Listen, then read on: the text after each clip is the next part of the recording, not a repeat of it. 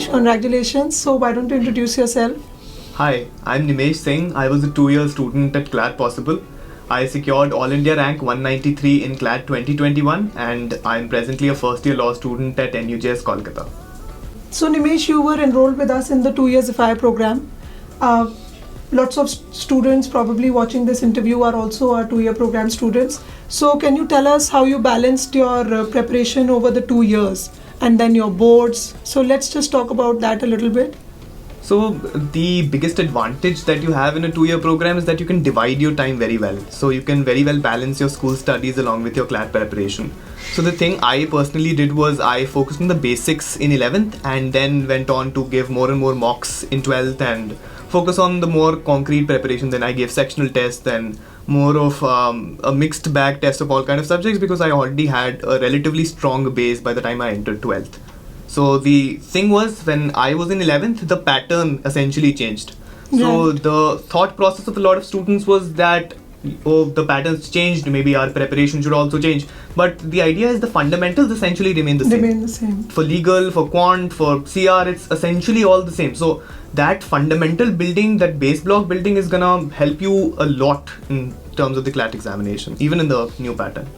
Is it a good idea, since you're a 2-year program student, is it a good idea to hoard a lot of material, or would you say you focused on with the material that was provided to you at CLAT Possible?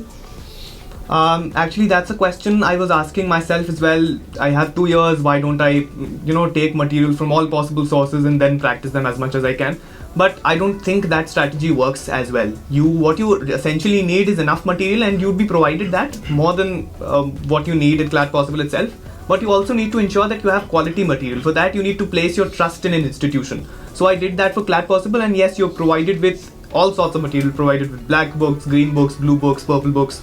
So there is more than enough practice for each particular subject, each particular topic, and each type of question as well. And if you run out, there is always scope for more in terms of mocks, more in terms of sheets. So I don't think there was any dearth of preparation material from the institution. A lot of students leave maths for the last, or sometimes they forget to do maths. Is that a good strategy? Because we keep telling them to do maths because that'll build your rank.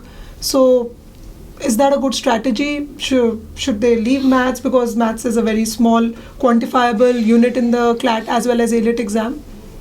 I think the thought process that a lot of people follow is that, yes, I've been generally bad at math in school, so perhaps I'd not be able to do it in CLAT either. But the thing here is CLAT is a very aptitude based exam. So the only section where you have certain degree of control in, it's the quant section. All of the other sections, it's reading based, things could be long, things could be very confusing, you could get stuck in questions. But in maths, you have a certain degree of comfort as well. And that, I think, is a very, very important step to keep in mind, that you don't skip quant in its entirety, because it's a very big score booster. If you want a top rank college, if you really want to give your preparation the final test, so to speak, then I think quant should never be underestimated nor overestimated. So, because it's essentially a very easy section to navigate if you practice enough and be confident about yourself. Because this year in particular, maths was relatively easy, although controversial. Now that's something else altogether. How did you come to know about us, Nimesh? CLAT Possible, I think, was already on my mind when I was sorting through multiple coaching institutions, but the one last reinforcement that I had was from my seniors who were also studying at CLAT Possible and told me how approachable the mentors were, how good the material was, and how friendly and interactive the classes were. And ultimately, they themselves went on to join really good law schools. So I think, that reinforcement was a very big factor in me taking that decision in terms of how interactive and how friendly everything is. Thank you so much, Nimesh, and all the best with your law school journey. Thank you so much.